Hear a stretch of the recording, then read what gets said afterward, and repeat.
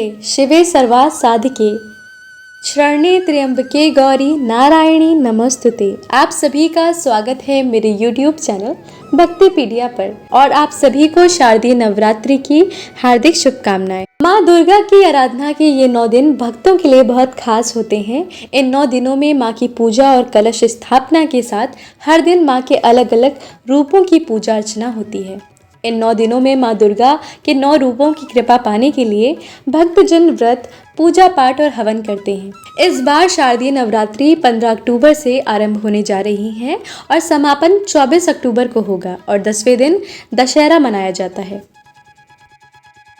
हिंदू पंचांग के अनुसार आश्विन मास की प्रतिपदा तिथि 14 अक्टूबर को रात 11:24 पर शुरू होगी और प्रतिपदा तिथि का समापन 15 अक्टूबर को रात 12:32 पर होगा। उदया तिथि के अनुसार शारदीय नवरात्रि इस बार 15 अक्टूबर को मनाई जाएगी। नवरात्रि के पहले दिन कलश स्थापना के साथ माँ के शैलपुत्री रूप की पूजा की जाती है। देवी दुर्गा का ये रूप माँ पार्वती का स्वरूप है, जिन्होंने हिमालय राजा के घर जन्म लिया था। इन्हें शैलपुत्री कहा जाता है।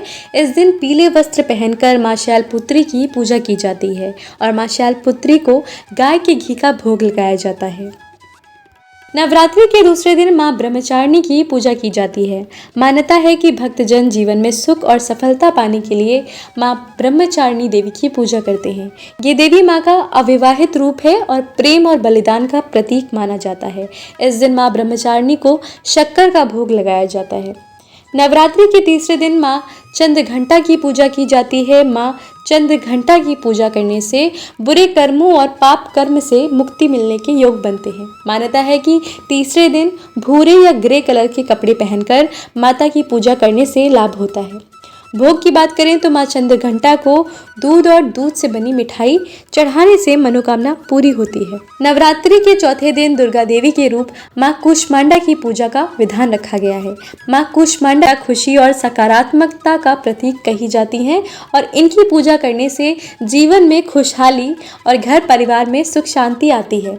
चौथे दिन नारंगी रंग के कपड़े पहनकर माँ कूष्मांडा की पूजा करनी चाहिए। इस दिन माँ कूष्मांडा को मालपुए का भोग लगाना चाहिए। नवरात्रि के 5वें दिन माँ स्कंद माता की पूजा की जाती है। माँ दुर्गा का ये स्वरूप भगवान कार्तिकेय की माता देवी स्कंद माता के रूप में स्थापित है। इस दिन बच्चों के साथ माँ स्कंद माता की पूजा करनी चाहिए। माँ स्कंद माता घर में सुख शांति और खुशहाली लाती हैं। परिवार के लोगों के बीच प्यार बना रहता है। माँ स्कंद माता की पूजा के दौरान उनको केले का भोग लगाया जाता है। नवरात्रि के छठे दिन माँ कात्यायनी की पूजा करने की मान्यता है। माँ कात्यायनी के 4 हाथ हैं और उनकी पूजा करने से आघात, भय और बीमारी दूर हो जाती है। इस दिन लाल रंग के कपड़े पहनकर माँ कात्यायनी की पूजा करनी चाहिए। पूजा के दौरान माँ कात्यायनी को शहद का भोग लगाने से जीवन में मिठास बनी रहती है और भय का माहौल दूर होता है। नवरात्रि के 7वें दिन माँ कालरात्रि की पूजा की जाती है। कालरात्रि माँ दुर्गा का सबसे आक्रामक स्वरूप कहा जाता है। माँ के स्वरूप की पूजा करने से दुश्मनों का नाश होता है और बुरी शक्तियां हार जाती हैं। इस दिन नीले वस्त्र पहनकर माँ दुर्गा की पूजा करनी चाहिए। इस दिन पूजा के बाद माँ कालरात्रि को गुड़ और गुड़ से बने पकवानों का भोग लगाने से अच्छे फल प्राप्त होते हैं। नवरात्रि के 8वें दिन माँ गौरी की पूजा आराधना की जाती है। माँ महागौरी संतान सुख देती हैं और दरिद्रता का नाश करती हैं। मान्यता है कि माँ महागौरी की पूजा करते समय गुलाबी रंग के वस्त्र पहनने चाहिए। इससे खुश होकर माँ परिवार में धन स्वास्थ्य का वरदान देती हैं। माँ महागौरी को इस दिन नारियल का भोग लगाना चाहिए। नवरात्रि का 9वां और अंतिम दिन माँ सिद्धिदात्री की पूजा के लिए खास माना जाता है। माँ सिद्धिदात्री कमल पर बैठी हैं और इनकी पूजा से जीवन में सभी तरह की सिद्धियां प्राप्त होती हैं। माँ की पूजा से बीमारी और दुख खत्म हो जाते हैं। इस दिन बैंगनी रंग के कपड़े पहनकर माँ सिद्धिदात्री की पूजा करनी चाहिए। इस दिन पूजा करते समय माँ को तिल का भोग लगाना चाहिए।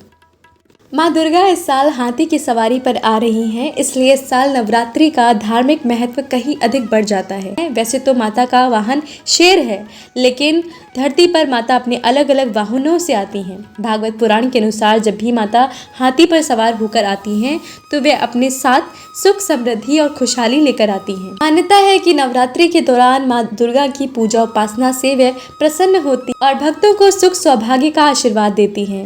तो अगर आपको ये वीडियो पसंद आया है तो वीडियो को लाइक ज़रूर कीजिएगा। अगर आप मेरे चैनल पर पहली बार आए हैं तो चैनल को भी सब्सक्राइब कर लीजिएगा। और हाँ, कमेंट में जय माँ दुर्गा लिखना बिल्कुल मत भूलिएगा। आप सभी पर माता रानी कृपा करें और आप सभी की मुरादें माता रानी पूरी करें।